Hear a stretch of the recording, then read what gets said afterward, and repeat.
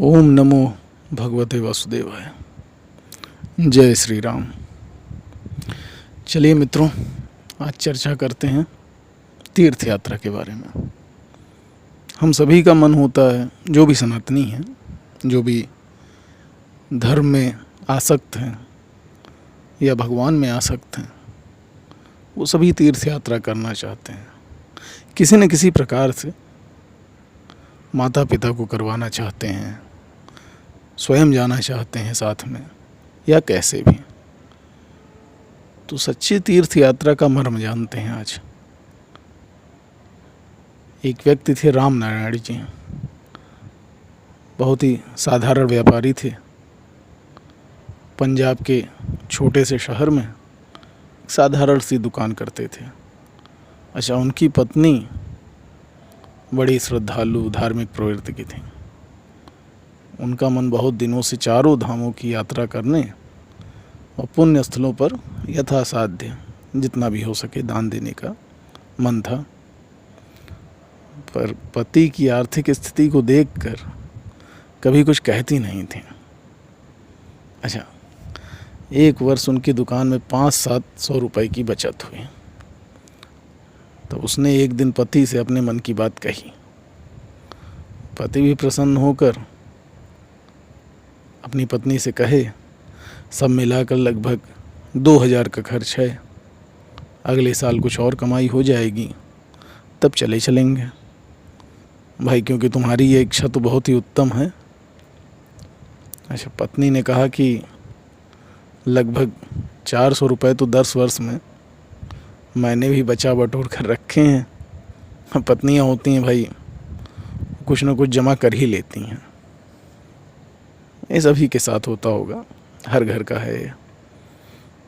अच्छा, आखिर ये निश्चय हुआ कि होली के बाद चलना है। अभी 6 महीने थे। इसी बीच विवाहों का मौसम, दुकान में भी कुछ आमदनी, ये सब हो जाएगी। अब पत्नी ये सब सुन करके भाई प्रसन्न हो गई। भगवत भक्त थीं। अच्छा, फागुन तक सब मिलाकर 1600 रुपये इकट्ठे हुए और चैत्र मास का एक दिन तिथि निश्चित कर लिया गया। राम नारायण ने भी दुकान का काम कुछ समेट लिया, क्योंकि तीर्थ यात्रा भाई जाना है तो दुकान तो बंद रखनी पड़ेगी। अच्छा, इसी बीच क्या हो गया, गांव में बाहरी बस्ती में आग लग गई। गरीबों की झोपड़ियां तो जली ही जली, एक गौशाला जल गई। और जो कल ही खुलने वाली थी, गौशाला की 150 गायों के खाद्य की भयानक समस्या आ गई। समाचार था फैलता ही, आग की तरह फैला जैसे आग लगी थी। और राम नारायण जी की पत्नी बहुत ही धर्मपरायण, धर्मभीरु, करुणामयी टाइप की थी।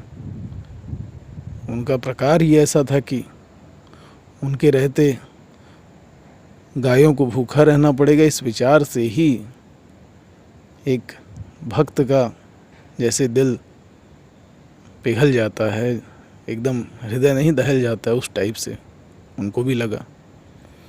उन्होंने अपने पति से कहा कि तीर्थ यात्रा तो इस साल रहने ही देते हैं, चारों धामों की ना करके 2 धामों की यात्रा करते हैं और आधे पैसों से गायों के लिए घास खरीद दीजिए। घास के अभाव में गाय तो भूखी रहेंगी। राम नारायण जी ने समझाया, वर्षों से आपकी इतनी इच्छा है तीर्थ यात्रा की, बड़ी कोर कसर से, बड़ी कठिनाई से इतने रुपए इकट्ठे हुए हैं, और फिर जुगाड़ कर पाना बड़ा कठिन हो जाएगा। पर क्योंकि वो तो भगवान भक्त थीं, उनके समझ में बात आई नहीं। उन्होंने कहा, तीर्थ यात्रा ना होगी तो कोई बात नहीं, गांव में इस समय कोई घास खरीद दे गायों के लिए, ऐसा आदमी नहीं दिखता। खुली गौशाला की सब समाप्त हो गई घासें, कल ही खुलने वाली थी। हमने तो पता भी लगा लिया कहाँ से मिलेगी, और किसी के पास है नहीं। अब क्योंकि किसी और को बेच देगा तो और कठिन हो जाएगा मिलना। तो ऐसा करिए कि ये तीर्थ यात्रा में अपने को जो लाभ होता होगा, नहीं होता होगा तो कोई बात नहीं, हमारी गौ माताएं भूखों नहीं मरेंगी। राम नारायण जी ने पत्नी की बात मान ली, उनकी खाद्य सामग्री का इंतजाम कर दिया। अब तीर्थ यात्रा एक बार स्थगित हो गई। 850 रुपये में घास खरीदी, अब 750 रुपये बचे। अब इसी बीच देखिए प्रभु की लीला, एक और चीज़ सामने आ गई। राम नारायण जी की पत्नी के पीहर के दूर रिश्ते में एक भतीजी थी, दूर दराज का रिश्तेदारी थी और बहुत गरीब घर था। उनकी एक लड़की का विवाह होने वाला था और रुपयों पैसों की व्यवस्था नहीं हो पाई थी। लड़की का जो पिता था, बाप था, बड़ा प्रयत्न कर रहा था। कलकत्ते में नौकरी करता था, वहाँ अपने जो बॉस लोग थे, मालिक थे, गया भाई सहायता मांगने। अब वहीं देखिए उसको अकस्मात हैजा हुआ और देहांत हो गया। अब राम नारायण जी की पत्नी की भतीजी पर तो वज्रपात हो गया। पति की मृत्यु हो गई, इधर जवान लड़की का विवाह रुकने की नौबत आ गई। आगे 1.5 साल तक तो भाई विवाह का कोई लगन भी नहीं था और लड़की सयानी थी। अब समाचार राम नारायण जी की पत्नी को मिला, उनको बड़ी पीड़ा हुई। उन्होंने सोचा तीर्थ यात्रा के लिए बचे हुए 750 रुपये में कन्या का विवाह तो हो ही जाएगा। अब ये उस समय की बात थी जब हो जाता था। 750-800 रुपये बहुत बड़ी बात हुआ करते थे। राम नारायण जी का भी हृदय बड़ा कोमल था और उन्होंने अपनी पत्नी का समर्थन किया। इस बार 2 महीने बाद विवाह की तिथि रखी गई। दोनों उनके घर गए, आश्वासन दिया, वहाँ जाकर कन्या का विवाह कराया। और वहाँ से लौटे थके हारे अपना विश्राम कर रहे थे। राम नारायण जी की पत्नी को स्वप्न में स्वयं भगवान नारायण ने दर्शन दिया। नारायण जी ने कहा कि तुम्हारी तीर्थ यात्रा सफल हो गई। तुमने जो गौओं की रक्षा और विधवा अबला की कन्या के विवाह में रुपए लगा दिए, इससे जो तीर्थ यात्रा का फल तुम्हें मिल गया, उससे मेरी प्रसन्नता तुम पर बरसती ही जा रही है। अब देखिए नारायण स्वयं आ गए। तुम दोनों पति पत्नी का, अब ये स्वप्न है लेकिन साक्षात है, स्वप्न है लेकिन साक्षात है। कितनी बार नहीं सुना होगा हमने कि स्वप्न में प्रभु आए।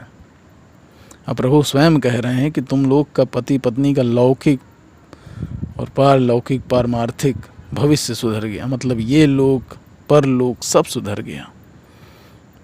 जब पत्नी ने जा कर के तुरंत जो है पति को अपना स्वप्न सुनाया और सपना सुनते ही पति ने भी तुरंत कहा कि मुझे भी एकदम ठीक यही सपना आया।